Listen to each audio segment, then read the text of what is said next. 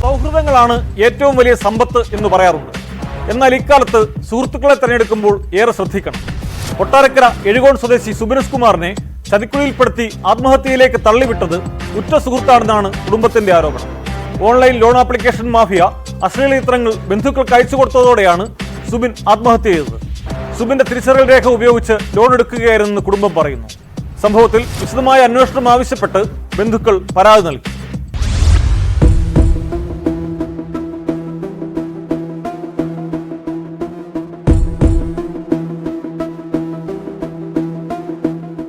പാചകത്തൊഴിലാളിയായിരുന്നു സുബിൻ. കഴിഞ്ഞ തിങ്കളാഴ്ചയാണ് സുബിൻ ജോലി ചെയ്തിരുന്ന ഹോട്ടലിൽ തൂങ്ങി മരിച്ച നിലയിൽ കണ്ടെത്തിയത്. സുബിനോടൊപ്പം ജോലി ചെയ്തിരുന്ന ഒരാൾ സുബിൻ്റെ ID കാർഡുകൾ കരസ്ഥമാക്കുകയും സുബിൻ്റെ പേരിൽ ലോൺ ആപ്ലിക്കേഷൻ വഴി ലോൺ എടുക്കുകയും ചെയ്തിട്ടുണ്ടായിരുന്നു. ഇതിന് ഇരയായതാകട്ടെ സുബിൻ്റെ കുടുംബവും മാതാപിതാക്കളും എല്ലാമാണ്. ശരിക്കും വലിയൊരു വിയോഗ വാർത്തയാണ് ഇവിടെ നിന്ന് നമുക്ക് പങ്കുവെക്കാനുള്ളത്. സുബിൻ്റെ പിതാവ് നമ്മളോടൊപ്പം ചേരുകയാണ്. എന്താണ് സംഭവിച്ചതെന്ന് ചോദിച്ചറിയാം. ചേട്ടാ, ഇത് എങ്ങനെയായിരുന്നു നിങ്ങൾ അറിയുന്നത്? കോള് വരികയും ആ കോളിൽ അനാവശ്യമായിട്ടുള്ള രീതിയിലുള്ള ഒരു മെസ്സേജ് കിട്ടുകയും അവർ ഡയറക്റ്റ് വിളിച്ച് അവന് ഓൺലൈൻ ലോണുകൾ എടുത്തിട്ടുണ്ടെന്ന് പറയുകയും ചെയ്തു. നമ്മളത് ഇല്ല എന്ന് പറയുകയും അങ്ങനെ ഒരു ആവശ്യം ഞങ്ങൾക്ക് വന്നിട്ടില്ല, എടുത്തിട്ടില്ല എന്ന് പറയുകയും ഞാനത് കട്ട് ചെയ്യുകയും ചെയ്തു. അതിനുശേഷം ഞങ്ങളുടെ മകനെ ഫോണിൽ വിളിച്ചപ്പോൾ ഫോണിൽ കിട്ടുന്നില്ല. കിട്ടാതെ വന്ന് ഒരു 2-2.5 മണിക്കൂറെങ്കിലും ഞങ്ങൾ ട്രൈ ചെയ്തിട്ട് ഫോണിൽ കിട്ടാതെ വന്നപ്പോൾ ഞങ്ങൾ ഹോട്ടലിൻ്റെ ഉടമയെ വിളിക്കുകയും ചെയ്തു.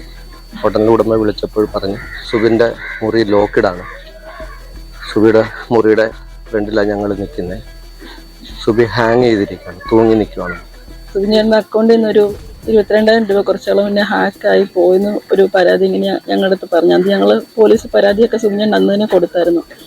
അതിന് 2 ദിവസം കഴിഞ്ഞപ്പോഴാണ് ഓൺലൈൻ വഴി പൈസ എടുത്തെന്ന് പറഞ്ഞിട്ട് എന്നെ വിളിച്ച് പറഞ്ഞേടി ഒരു സ്ത്രീ എന്നെ വിളിച്ചിട്ട് ഞാൻ ഓൺലൈനിൽ നിന്ന് പൈസ എടുത്തിട്ടുണ്ട്, ഒരു 3,500 രൂപ അടയ്ക്കണം എന്ന് പറഞ്ഞു. അപ്പം ഞാൻ ചോദിച്ചു ഞാൻ എടുത്തിട്ടുണ്ടെങ്കിലും ഞാൻ എടുത്തിട്ടില്ലെന്നാണ് പറഞ്ഞു.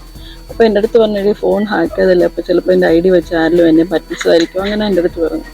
ഈ സംഭവം നടക്കുന്നന്ന് ഒരു 2 മണിയൊക്കെ കഴിഞ്ഞപ്പം എനിക്ക് കോള് വന്നു, പപ്പയുടെ ഫോണിൽ കോള് വന്നു, മറ്റ് ചിത്രങ്ങളൊക്കെ അയക്കാൻ തുടങ്ങി. അത് പല നമ്പറിൽ നിന്ന് അവൾക്ക് ഓരോ കോളുകൾ വിളിക്കുന്നതും വാട്സപ്പിൽ മെസ്സേജ് ഒന്നും 2 നമ്പറിൽ നിന്നാണ്. നമ്മളൊന്ന് തിരിച്ചു വിളിച്ചാൽ കിട്ടത്തുമില്ല, ഗൾഫാന്നൊക്കെയാ നമ്പറൊക്കെ കാണിക്കുന്നു. സുബിൻ്റെ ഏറ്റവും അടുത്ത സുഹൃത്താണ് സുബിനെ ഈ ഒരു അവസ്ഥയിലേക്ക് തള്ളിവിട്ടത് എന്ന് തന്നെയാണ് നമുക്ക് ഇവിടുന്ന് അറിയാൻ കഴിയുന്നത്. പൊതുപ്രവർത്തകരെല്ലാം ഇവിടെ ഉണ്ട്. ചോദിച്ചറിയാം, ഈ ഒരു സംഭവത്തെ എങ്ങനെയാണ് ശരിക്കും? ഇതുമൂലമുണ്ടായ ഒരു യുവത്വം എന്ന് പറയുന്ന ഒരു കുടുംബം അന്യായപ്പെട്ടു പോവുകയാണ്.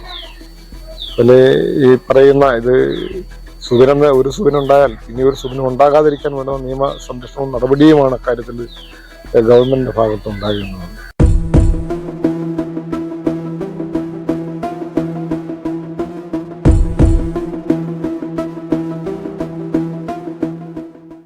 സംഭവത്തിൽ കുടുംബം പരാതി നൽകിയിട്ടുണ്ട്. കൃത്യമായ ഒരു അന്വേഷണം നടത്തി കുറ്റക്കാർക്കെതിരെ കർശനമായ നടപടി സ്വീകരിക്കണം എന്നുള്ള വലിയൊരു ആവശ്യമാണ് ഉയർന്നു വന്നിരിക്കുന്നത്. S Vineesh, news 18, Kottarakkara.